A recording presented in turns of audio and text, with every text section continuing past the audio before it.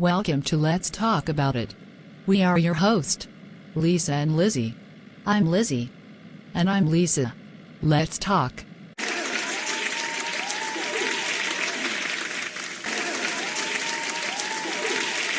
Hello everyone. Welcome to Let's Talk About It. Today we are going to talk about babies who are born with coronavirus. Can babies really be born with coronavirus? Yes. According to news reports, a newborn in London tested positive for coronavirus just minutes after being born to a mother who was also infected with the virus. That's sad. Yes, it is. Very sad. But there's more. The Guardian reported, days prior to giving birth, the woman was admitted to a hospital for symptoms of pneumonia, which was later discovered to be COVID-19.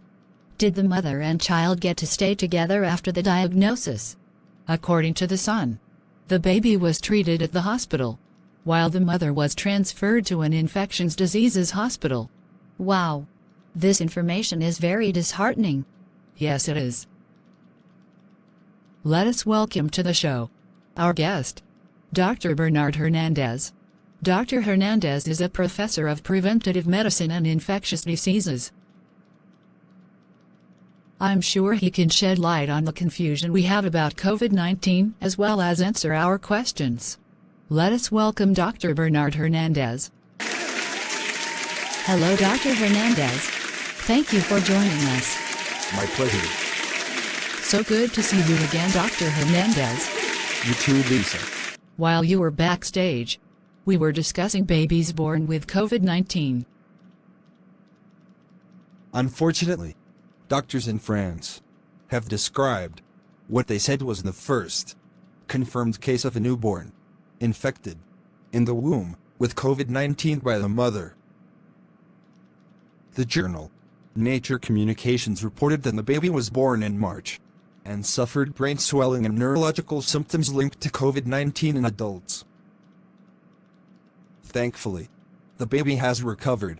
What does pregnant women need to know about COVID-19?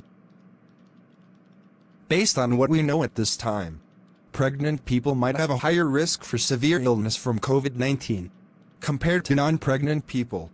Also, people who are infected with the virus that causes COVID-19 may have a higher risk of pregnancy complications, such as preterm birth or emergency C-section delivery. Can you tell our audience how the virus is spread? The virus spreads mainly from person to person, especially those in close contact with one another, less than 6 feet apart.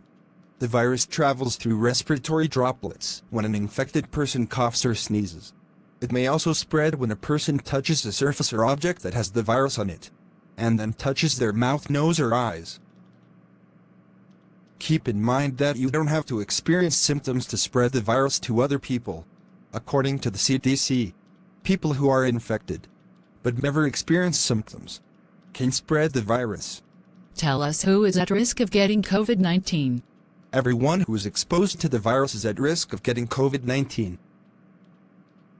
The risk is higher for people who live in places where there is ongoing community spread, have close contact with people who have COVID-19, have traveled to places where community spread is happening, and those who provide health care to patients who have COVID-19.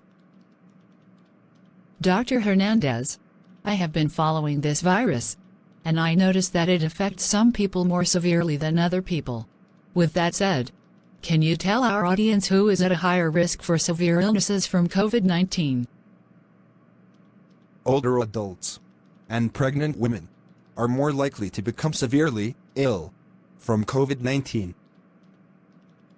But keep in mind that people of any age who have conditions such as asthma, cancer, chronic kidney disease, undergoing dialysis, COPD, cystic fibrosis, diabetes, type 1 and type 2, heart conditions such as heart failure, coronary artery disease, high blood pressure, problems with immune system, HIV, dementia, liver disease, lung damage, severe obesity, sickle cell disease, thalassemia, and People who live in nursing homes or long-term care facilities are more likely to experience severe COVID-19 illness. Wow. That was quite a bit of information. Did everyone understand what Dr. Hernandez explained? Great. We are going to view a video about a baby born with COVID-19. Roll the video. Wendy Figueroa was 34 weeks pregnant, still 6 weeks away from her due date when she tested positive for COVID-19. That was April 30th. 2 days later, baby Alexa had to be delivered prematurely. Doctors had to separate them. I could not see my daughter. They took her from me. I could only see her from far away. I could not hold her. I cried. Parkland doctors say baby Alexa tested positive for COVID within 24 hours. Surprised by the results, they also tested the mother's placenta. Having the positive testing on the placenta, the most likely explanation is that yes, transmission of the infection happened when the baby was in mother's womb. Doctors believe she was the first baby in the nation to contract COVID while in her mother's womb. After about a day or so, she started developing fever and also had some low oxygen, so she required supplemental oxygen. Wendy says she cried every day for 20 straight days because she couldn't hold her baby. During that time, Parkland caretakers figured out a way for mom to see her little girl. We got to a point where we even had an iPad, and the nurses would actually leave the iPad up on an incubator for different periods during the day. So mom, while they're actually caring for the baby, mom can actually see her baby and see what was going on. It was an emotional reunion when after 3 weeks, Wendy was finally able to hold baby Alexa. When I held my daughter for the first time, at that moment, nothing else mattered. Wendy says a week after they came home, she had Alexa baptized and says she thanked God. They both recovered from COVID-19. In Dallas, I'm Rebecca Lopez. That was a great video. It was very informative. Dr. Hernandez, what are the symptoms of COVID-19? Mild symptoms to severe illness can appear as soon as 2 days and up to 14 days of being infected. Symptoms include fever, chills, cough, shortness of breath, difficulty breathing, loss of smell, loss of taste, feeling tired, sore throat, congestion, runny nose, nausea, vomiting, diarrhea. These are the most common symptoms people experience. Is there any advice you can give our viewers on how to protect themselves from the virus? At this time, there's no vaccine for COVID-19, but there are ways to protect yourselves and your family from exposure to the virus. The best way to protect yourselves is to stay at home as much as you can. Keep at least 6 feet distance from others. Avoid contact with people who are sick. Cough or sneeze into a tissue or in your arm. Throw used tissues in the trash. Try not to touch your eyes, nose, or mouth. Wash your hands regularly.